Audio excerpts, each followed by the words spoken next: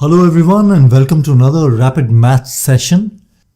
In this video we will look at a special case of multiplication. Multiplication by 11. So let's continue by looking at this problem. What is 34 times 11? Now I'm going to use two terms regularly in this video, so let me quickly introduce them. Multiplicand and multiplier. I'll refer to the first number or 34 in this case as the multiplicand, and the second number or 11 in this case will be referred to as the multiplier. Great, with that established, let's get back to our problem. It's immediately evident that there are a few things that make this problem easy to solve. Firstly, the digits of the multiplier are the same. Another equally important point is that both digits are 1, which means that we really do not need to do any multiplication. Taking these facts into account, we can quickly find our answer using the conventional method. Here it is. The answer was quick, but we still had to go through 2 iterations and then add up the numbers before arriving at our final answer. Could we have done better? Alright, let's look at an alternative method used in multiplication by 11 problems. Let's see how it works by applying it to the problem we just saw. So here's the problem once again. 34 times 11. And now let's focus on the multiplicand. I'm going to write down both digits with a gap in between them. Now let's add up the digits. 3 plus 4 is equal to 7. Let's put the 7 into the gap. We are left with 374, which is the correct answer. That was fast, actually much faster, right? Let's attempt another problem. What is 53 times 11? As before, we write down both digits of the multiplicand with a gap between them. We then add up the digits. 5 plus 3 is equal to 8. And this gives us 583, our final answer. Now in both the above examples, the multiplicands had 2 digits. In this next problem, we will deal with the larger multiplicand. So what is 523 times 11? As before, let's put down the first and last digit.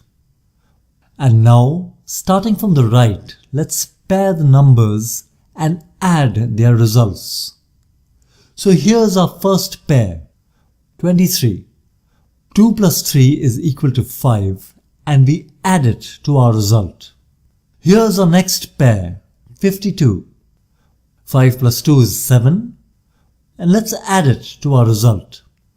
We are left with 5753, our final answer. So let's see if it's correct. Yes, it is the correct answer. Now in this next problem, we will introduce a new level of complexity, carried over digits. What is 67 times 11? As before, we write down both digits. We then add our digits. 6 plus 7 is equal to 13. Now what do? Do we write 13 in the gap as before?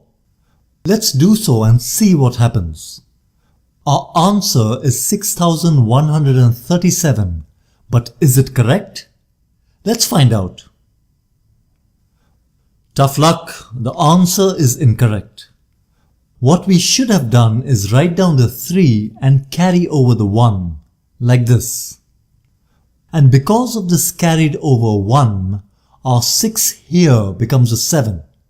This gives us 737, which is the final and correct answer. Alright, let's raise the bar on this next problem. What is 5923 times 11? We first write down the first and last digit. And let's now pair digits and add, starting from the right. 2 plus 3 is equal to 5, Let's write that down. 9 plus 2 is equal to 11. We bring down a 1 and carry over the other 1 like this. 5 plus 9 is equal to 14. Adding the carried over 1, we get 15. So we bring down the 5 and carry over the 1. And finally, we change this 5 here to 6 because of the carried over 1. This leaves us with 65,153. Let's check our result. Correct once again. So this brings us to the end of our session. If you found it useful and wish to do a course on rapid multiplication, we have something for you. Curious.com's mission is to connect the world's teachers with its lifelong learners. It allows teachers like us to upload educational videos. These videos are verified for accuracy and then organized into courses. Each video comes with useful links and great exercises and quizzes.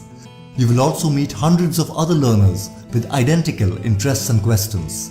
So head to our profile on Curious.com and sign up to our new course on Rapid Mental Math. Thanks a lot and bye for now.